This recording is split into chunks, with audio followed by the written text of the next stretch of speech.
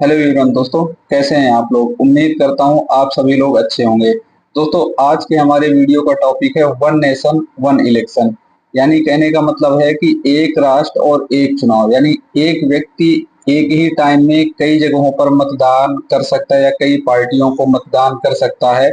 और विभिन्न जो चुनाव होते हैं, चाहे वह लोकसभा का चुनाव हो, चाहे विधानसभा का हो, या फिर कह सकते हो आप स्थानीय निकाय जो नगर परिषद या फिर नगर निगम, इन सब चीजों का चुनाव होता है, तो इसमें वह वोटिंग कर सकता है। और इस वीडियो में हम जानेंगे कि क्यों अपोजिशन इसका विरोध कर रहा है और इसके लिए कौन कौन सी समितियां बनाई गई हैं, क्या क्या रहा है। तो सबसे पहले हम एक रोड मैप पढ़ लेते हैं कि इस वीडियो में हम क्या क्या जानेंगे। तो सबसे पहले दोस्तों हम ये जानेंगे कि आखिरकार एक राष्ट्र और एक चुनाव चर्चा में क्यों चल रहा है, वर्तमान में हाल ही में खबरों में क्यों है। इसके बाद हम एक राष्ट्र एक चुनाव के बारे में जानेंगे।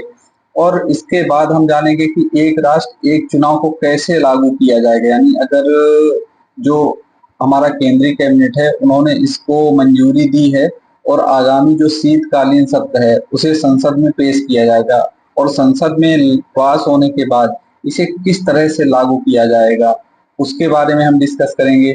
इसके बाद जो भारत में एक राष्ट्र एक चुनाव का इतिहास क्या रहा है, यानी क्या पूर्व में भी भारत में एक चुनाव एक राष्ट्र और एक चुनाव को लागू किया जा चुका है। तो दोस्तों, इसका बेसिकली आंसर है कि यस, क्योंकि 1951-52 में जब आम चुनाव हुए थे तो उसके बाद से 1967 तक लगातार 5 वर्ष के अंतराल में ही चुनाव हुए थे। तो इसके बारे में हम डिटेल से जानेंगे। इसके समक्ष कई समितियां बनाई गई हैं एक राष्ट्र एक चुनाव को लेकर के, यानी इनके समर्थन में। तो इसके बारे में हम डिटेल से चर्चा करेंगे।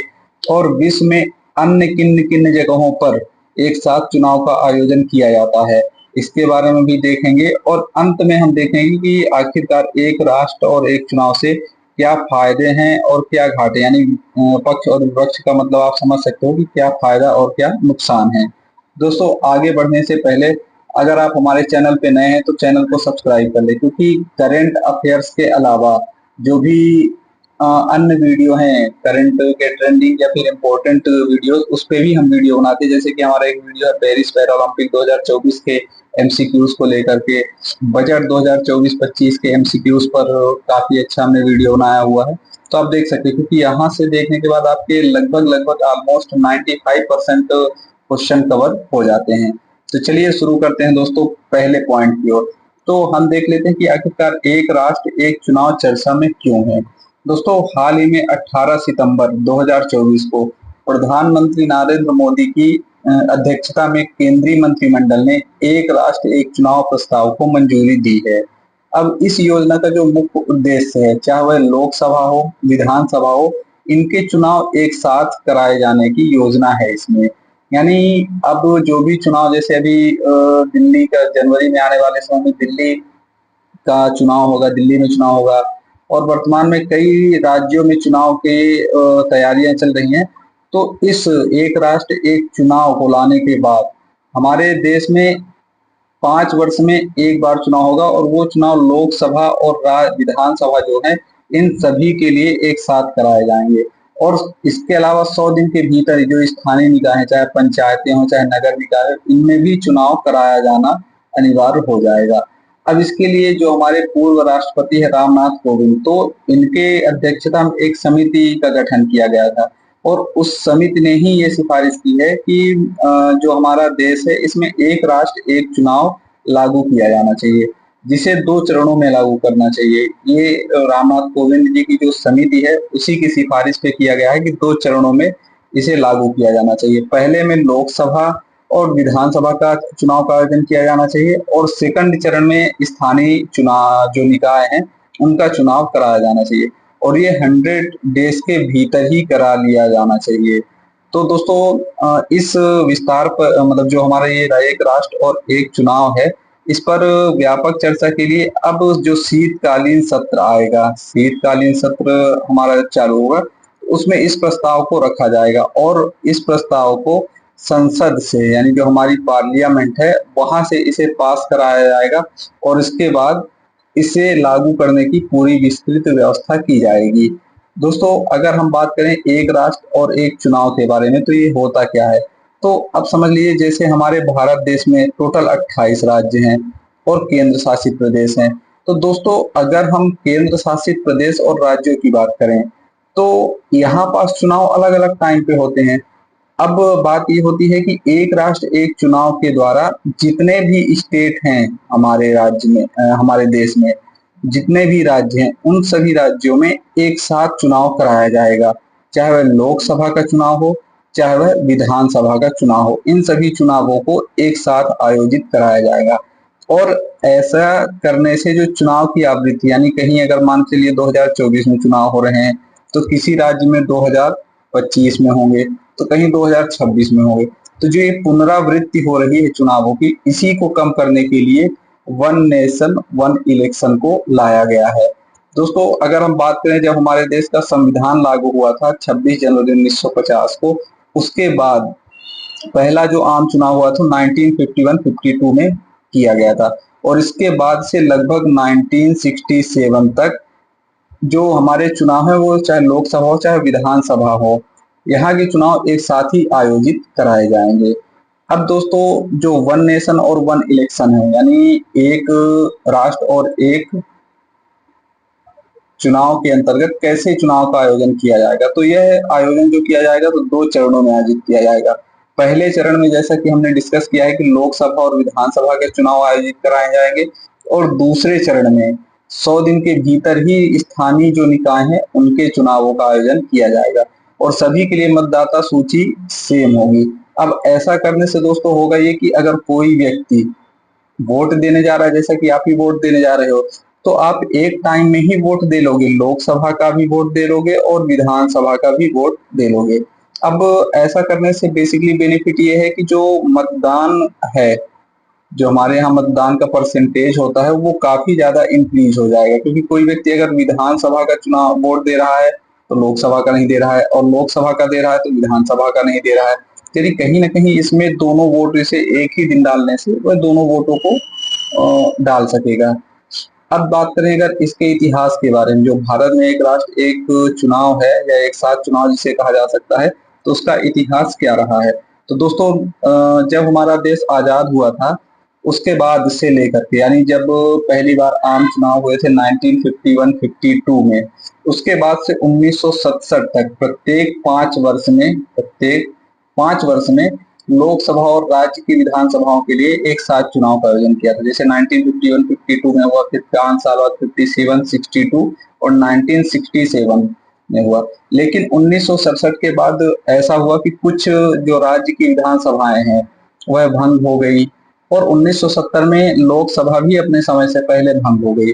तो इस तरह से जो चुनाव है वो चुनाव का जो साइकिल है वो बाधित हो गया है, यानी अब वो चुनाव 5 वर्ष में ही आयोजित हो पा रहे थे सभी राज्यों की विधानसभाओं के और लोकसभा के, क्योंकि जहां चुनाव 1967 में हुए तो वहां 5 साल बाद होंगे तो 1972 में हो जाएंगे, किंतु 1970 के बाद 1975 में लोकसभा का चुनाव आयोजन हुआ।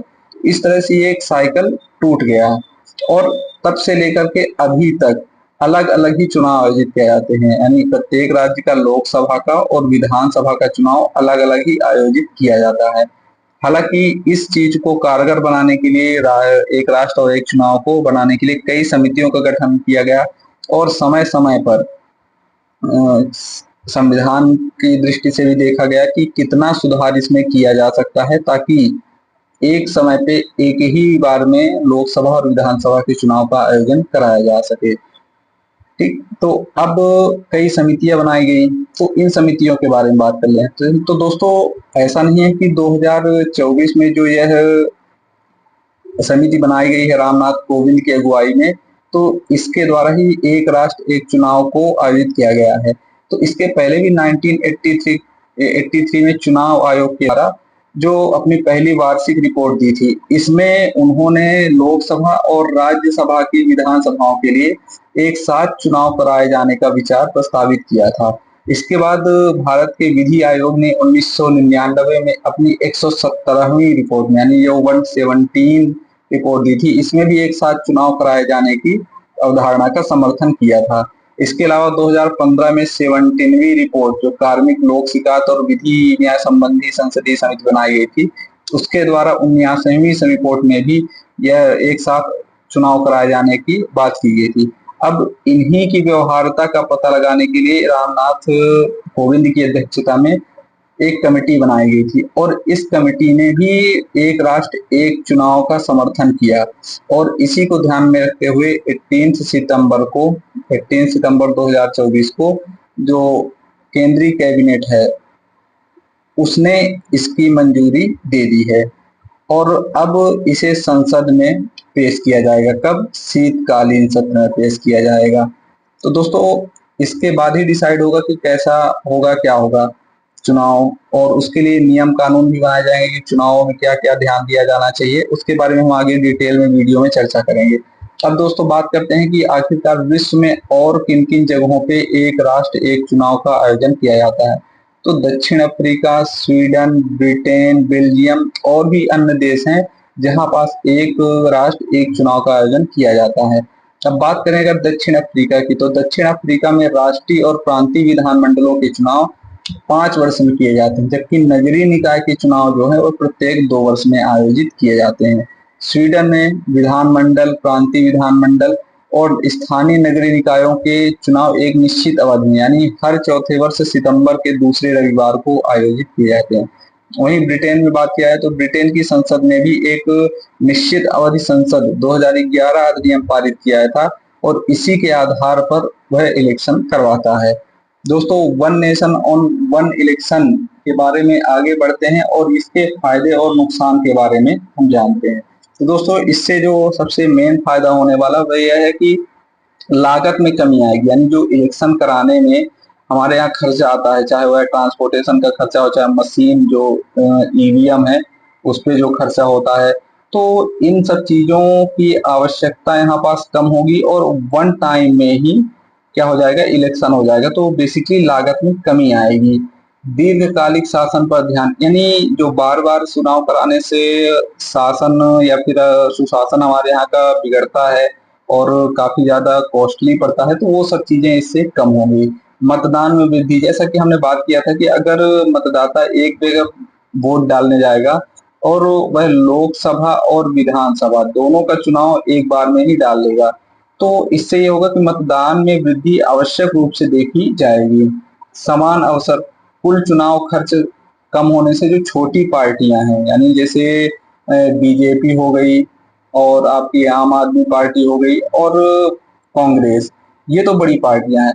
अब इसके बिहाफ में जो छोटी पार्टियां उनके पास बजट कम होता है, तो वो उतना ज्यादा अपने आप को प्रेजेंट नहीं कर पाती हैं, तो ऐसे में जो चुनाव खर्च होगा वो कम होगा और साथ ही साथ जो छोटी पार्टियां उनको भी अच्छा मौका मिलेगा। सुरक्षा बलों का कुशल उपयोग हो पाएगा, क्योंकि जो भी हमारे बीएसएफ हैं या फिर पुलिस है, आर्मी है, उनको चुनाव के टाइम में कंट्रोल करने के लिए कोई हिंसक गतिविधियां ना हो तो उनका उपयोग किया जाता है। तो उनका भी बार बार नहीं बुलाना पड़ेगा और उनको भी बार बार डिस्टरबेंस नहीं होगा उनके वर्क को लेकर, तो एक बार में ही ये सब चीजें आयोजित कराई जा सकेंगी। अब इसके नुकसान क्या क्या हैं? समन्वय संबंधी चुनौतियां हैं। जैसे अब हमारा देश एक लोकतांत्रिक देश है, अब यहाँ पास चुनाव कराना तो ठीक है, आपने एक बार चुनाव करा लिया 5 साल के लिए, लेकिन अगर कोई भी पार्टी अपना दल बदल कर देती है तो सीधी सी बात है वहां क्या होगा, वहां ये होगा ये कि अब उसकी सरकार तो भंग हो गई अगर बहुमत खो दिया, तो इसके बाद फिर से इलेक्शन करवाने पड़ेंगे। तो ये समन्वय संबंधी यानी एक तरह से यूनिटी संबंधी समस्या है जो कि इसके लिए नुकसान है। संवैधानिक और संघवाद संबंधी मुद्दे, क्योंकि हमारे संविधान में वन नेशन वन इलेक्शन के लिए कहीं भी ऐसा प्रस्ताव नहीं दिया गया है, तो इसके लिए संविधान में कई तरह के संशोधन करने पड़ेंगे। मतदाता व्यवहार का प्रभाव, क्षेत्रीय दलों का प्रभाव और जवाबदेही संबंधी चिंताएं भी इसके नुकसान को लेकर जताई जा रही है। दोस्तों आज के वीडियो में इतना ही। ये वीडियो आपको कैसा लगा कमेंट बॉक्स में जरूर बताएं और अगर आप चैनल पे नए हैं तो चैनल को सब्सक्राइब जरूर कर लें। मिलेंगे नेक्स्ट वीडियो में, तब तक के लिए धन्यवाद।